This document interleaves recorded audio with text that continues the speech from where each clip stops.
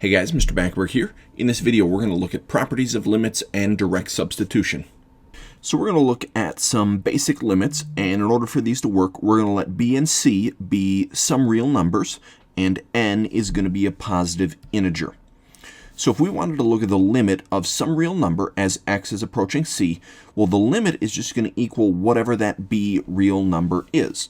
So for example, if we wanted to do the limit of 3 as x is approaching 2. Well, that limit, since we're just doing the limit of a real number, that limit is just going to be whatever that real number is. So the limit is just going to be 3. Now, if we wanted to look at the limit of x as x approaches c, that limit is just going to equal whatever c value you're approaching.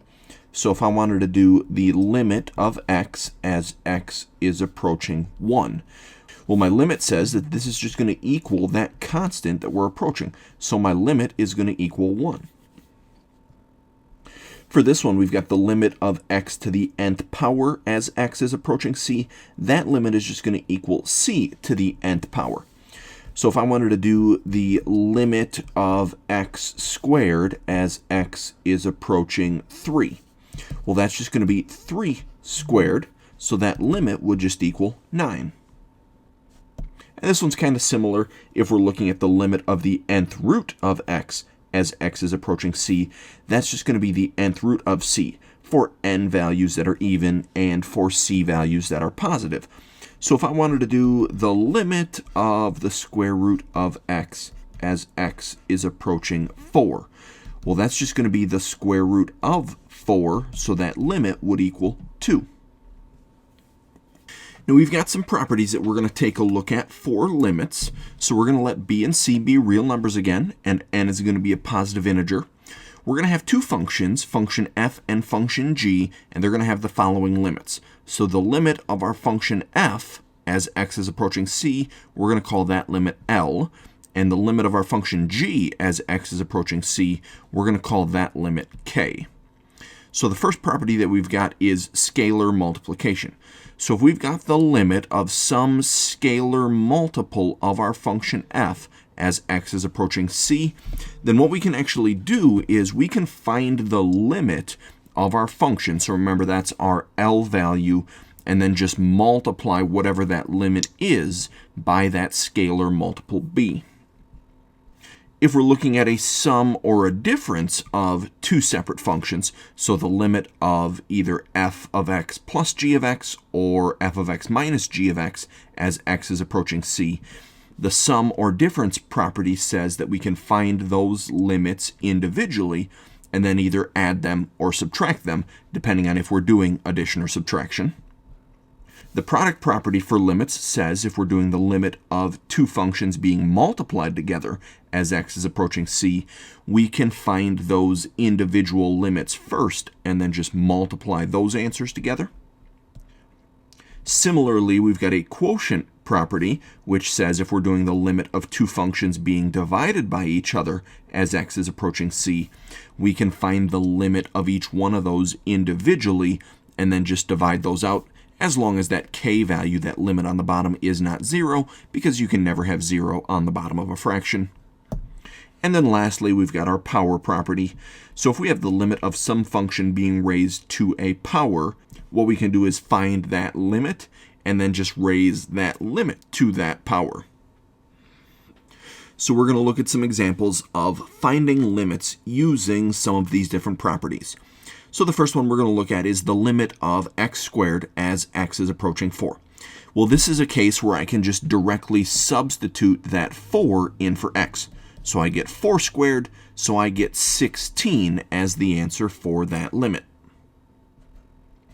Now here we've got the limit of 5 times x as x is approaching 4. This is really a scalar multiple happening here. But again, what I can do is I can direct substitute that x in there. So it would be 5 times 4.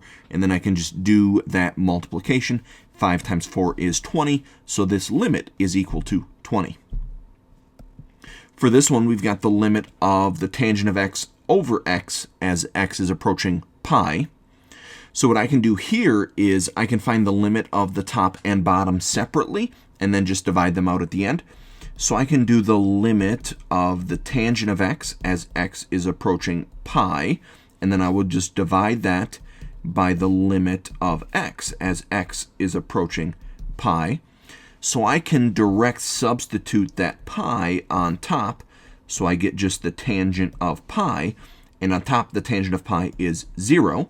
And then on bottom I can also just direct substitute that pi, and since pi is just a real number, that just becomes pi. Well, then 0 divided by pi, I just get 0 as my limit there. For this one, we've got the limit of the square root of x as x is approaching 9. So if I direct substitute that 9 in there, I get the square root of 9, but then the square root of 9 is just 3. So this limit is just 3. In this example, we've got the limit of x times the cosine of x as x is approaching pi. We've got some multiplication happening in here, so what I can do is I can do these limits separately, so the limit of x and the limit of the cosine of x. Direct substitute that pi in for both of these x's in here. So I get the limit of pi, and I get the limit of the cosine of pi, and I'm supposed to multiply those together. Well, pi is just a real number, so that limit is just going to be that real number. If I take the cosine of pi, that's -1, so the limit there is -1, and pi times -1 is just negative pi. Now for this one, we've got the limit of x plus 4 squared as x is approaching 3. And there's actually a couple properties that we can do here. We've got some addition happening, but we've also got a power happening. So what I can do is I can take the limit of the first piece, so x, as x is approaching 3, and then I can do that limit of 4 separately, and then because of that power, I'm just going to square all of this.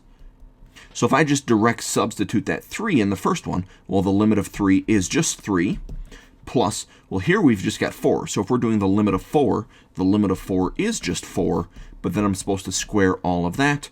Well, 3 plus 4 is 7, and 7 squared is 49. So that limit would be 49. That's going to be it for this video. Thanks for watching.